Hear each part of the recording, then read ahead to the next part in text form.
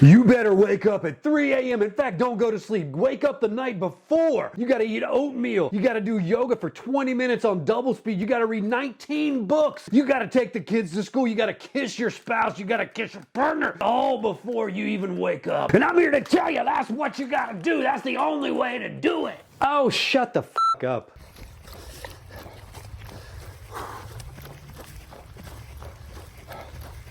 This is kind of, I hate that guy.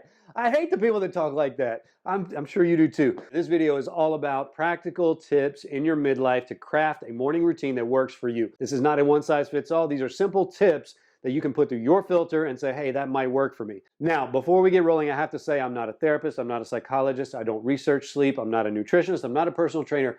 I'm just a 49-year-old guy who wants to get the most out of my day. And I've tried a lot of things. And these are the things that I found to work the best. That said, where do you start? You don't start with the time you wake up. That is for amateurs. That is for rookies. If you start with the time you wake up, you're doing it wrong. You start with the time you go to sleep. Your morning routine starts the night before. So what I did is I went 30 days, no alarm, measured my sleep. How much sleep do I need through the ups and downs of a month? How much sleep do I need on average? It was about 6 hours. That's good information to have. So now I can determine what time I would need to go to sleep to get the most out of my next day. I'm a parent. My son goes to school.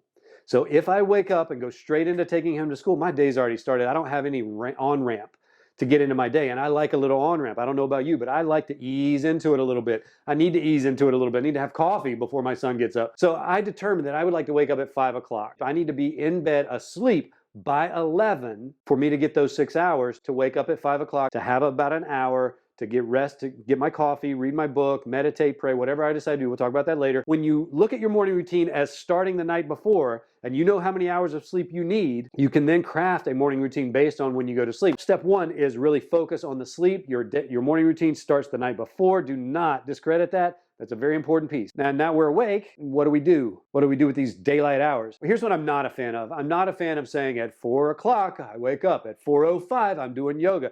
4:22, I'm on the treadmill. 4:37, that never works for me. Too regimented. One day happens and my son is sick or something like that, and I get put behind schedule, and I'm looking at my morning routine schedule, and I'm like, I'm already behind. So then I go into my work day and I feel behind. I feel like I'm behind, like I'm not doing it. It doesn't work. What I do is I have 3 or 4 things that I like to do in my morning routine. Have coffee, walk outside, listen to a podcast or a book, meditate or pray. Those 4 things. I don't care which order. I don't care when. It doesn't matter. But as long as I get those 4 things done between the time that I wake up and the time I start my work, I feel accomplished. Don't create a regimented schedule.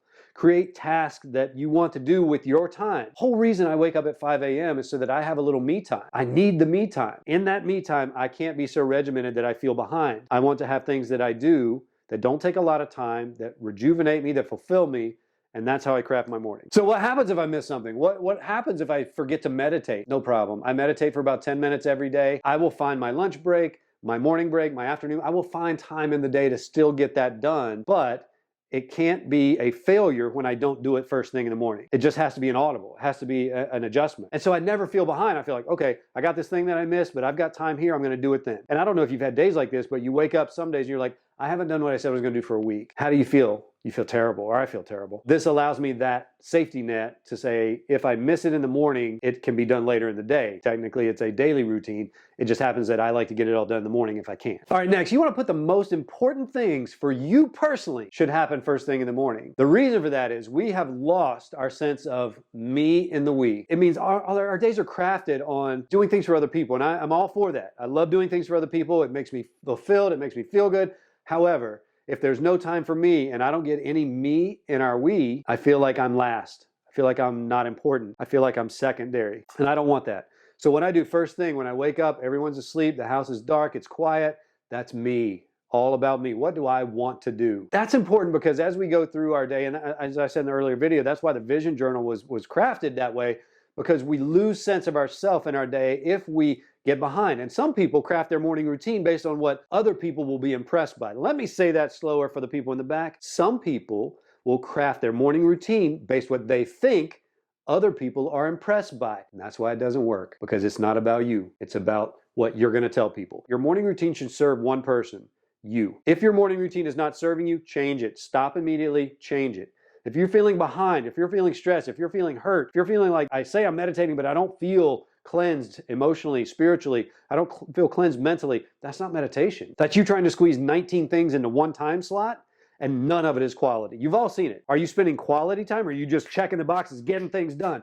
That's not purposeful. That's not intentional. It's not sustainable. So as we move through this, I really want you to be empowered in your morning routine. I don't want you to look at the gurus or read the books or the websites. There will be guidelines. Even this video is a guideline. It's things that might work for you, but really what I want to instill in you are the principles.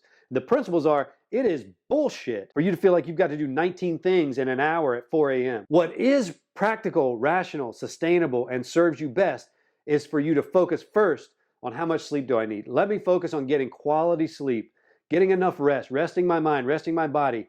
What time I wake up is irrelevant to how much I get done. We all have the same amount of hours. No matter what you say, you can't squeeze any more hours out of your day. Everyone has 24. What serves me best? Next, I want you to give yourself a little latitude in the morning. Like, you need something different every day. Be okay with that. Decide what is you. You want to put the me back in we. And the only way to do that is for you to have power over your morning routine and it not be on a piece of paper where you're like, I got to do it this way or it doesn't count. I have to do it the way that that day dictates. And that's going to serve me best. So I hope this was beneficial for you. I hope it rewired a little bit about what you're thinking about your morning routine. I hope it brings awareness that when you see people preaching about morning routine, most of them have no clue what they're talking about, especially in the midlife years, because they're simply trying to white knuckle their way through life. They're simply saying that I'm doing more than you. That makes me a winner. And what you realize is this is not a competition. The morning routine is a service to yourself. The morning routine is a service to yourself. And for most of us, we are not serving ourselves with our morning routine. And that's why it's not working. And that's why it sucks. And that's why you hate it. But if we can create something you love, you'll do it often. And it will enhance your life. This is Kevin. If you have any questions, put in the comments. Also, don't forget to go to my website, get the free download, Escape the Rut. It's about 80 plus pages of strategy from my upcoming book called Escape the Rut about how to navigate midlife years without burning out, creating boredom, or mistreating the people that you love. So go to my website, www.mynextcrest.com. It's there for you. Trade me your email. I'll send it to you right away. That's all you got to do. The link will be in the description of this video. Hope you have a great day. Work on that morning routine, but start it the night before. Have a great day.